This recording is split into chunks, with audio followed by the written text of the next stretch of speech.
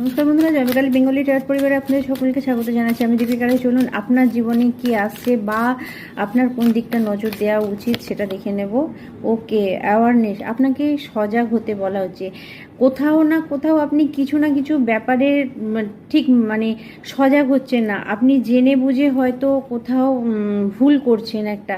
আপনাকে বুদ্ধি দিয়ে কাজ করতে বলা হচ্ছে। আপনি আপনার ভালোটা খুঁজে নিন। কোথাও না কোথাও আপনি পারবেন নিজেকে হ্যাপি রাখতে, নিজেকে খুশি রাখতে। ইউনিভার্স আপনাকে সেটা জানাচ্ছে।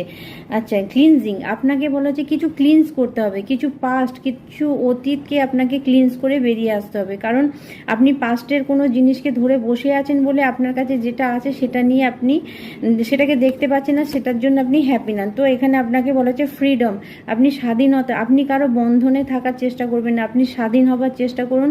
কারণ আপনি যখনই সাহস করে স্বাধীন হবার চেষ্টা করবেন, পুরো ইউনিভার্স আপনার সাথ দিচ্ছে। ব্রেভ, আপনাকে সাহসী হতে বলা হচ্ছে। আপনি সাহস করে এগিয়ে যান। অনেক কিছু আপনার লাইফে আছে, আপনি নিজের সিদ্ধান্ত নিজে নিন।